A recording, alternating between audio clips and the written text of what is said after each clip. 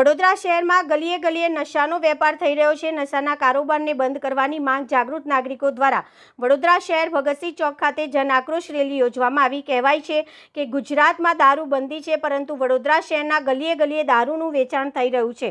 ખાદી અને ખાકીના છુપા આશીર્વાદના કારણે સૌથી વધુ નશાનો કારોબાર ગુજરાતમાં ચાલી રહ્યો છે। વડોદરા શહેરના અનેક વિસ્તારોમાં અંગ્રેજી અને દેશી દારૂનું ધૂમ વેચાણ થઈ રહ્યું છે, જેના કારણે યુવા વર્ગ નશાના રવાડે ચડી રહ્યું છે। તો બીજી બાજુ નશો કરનારાઓનું પરિવાર પાયમાલ થઈ રહ્યું છે। નશાના કારોબારને બંધ કરવા માટે જાગૃત જનતા દ્વારા જન આક્રોશ રેલીનું આયોજન કરવામાં આવ્યું હતું। આ રેલી ન્યાય મંદિર વિસ્તારમાં આવેલા ભગતસિંહ ચોકથી નીકળી હતી અને પોલીસ ભવન ખાતે સૂત્રોચ્ચાર કરતા પહોંચી હતી અને દારૂના વેપલા બંધ કરવાની માંગ સાથે રજૂઆત કરવામાં આવી હતી।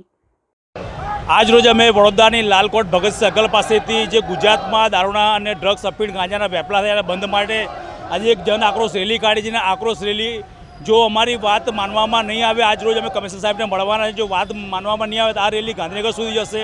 અને હવે પછી ગુજરાતની અંદર જ્યાં પણ કોઈ દારૂના નશામાં પકડાયો, કોઈ વ્યસનમાં પકડાયો અને પોલીસે કેસ કર્યો ને જે છૂટ્યા બાદ પછી અમે 20 જણાની કમિટી બનાવી છે।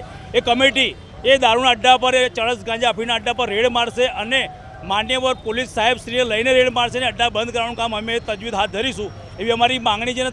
સખતમાં સખત અમારો આ નશાખોરીનો વિરોધ છે કે હવે ગુજરાતમાંથી નશા મુક્તિ થવી જોઈએ, કારણ કે કેટલી બહેનો, કેટલી દીકરીઓ અને કેટલી માતાઓ વિધવાઓ થઈ છે, એટલે હવે આ નશા મુક્ત ગુજરાત થવું જોઈએ એવી અમારી માંગણી છે। મારું નામ રાજેશ રાઠોડ, સંકલ્પ ભીમ આર્મી ગુજરાત। આજે વડોદરાના જાગૃત નાગરિકો દ્વારા ન્યાય મંદિર ભગતસિંહ સ્ટેચ્યુથી પોલીસ ભવન સુધી એક રેલીનું જન આક્રોશ રેલીનું એક આયોજન કરવામાં આવ્યું છે।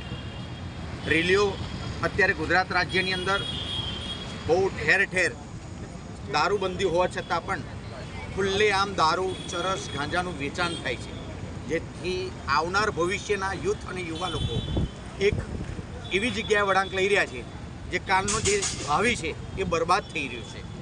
અને એની અંદર ઘણા લોકો રેલીઓ કાઢે છે અને ઘણા લોકો ઘણી બધી વસ્તુ કહે છે, પરંતુ આજની રેલીનું મહત્ત્વ કંઈક અલગ છે। ગુજરાત રાજ્ય, આપણે જ્યારે નાનું બાળક હોય એ બાળકને જેવા સંસ્કારો આપીએ એવું જ એનું સિંચન થાય।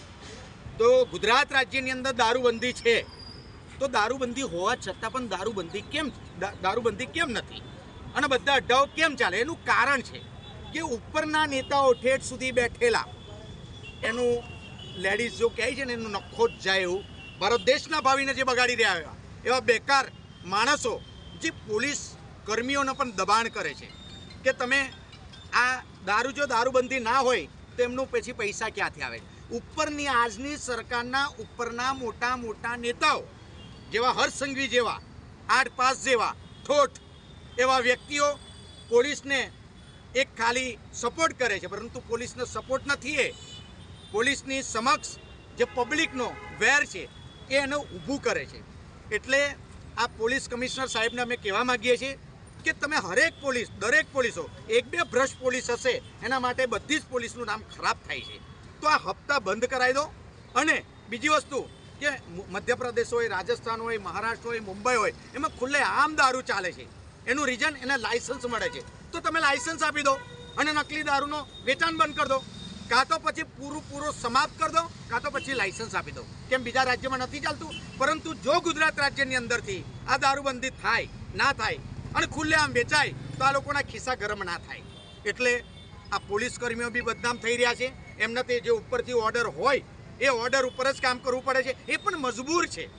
એના માટે લોકો પોલીસની અલગ અલગ વાતો કરે છે, પરંતુ અમારા જેટલી પણ ટીમ છે એક જ વાત કહેવા માગીએ છીએ, કાં તો દારૂબંધી સંપૂર્ણ બંધ કરો, કાં તો પછી ચાલુ કરી અને લાયસન્સો આપો। બસ આટલી જ માંગ। ભરતભાઈ બાબા।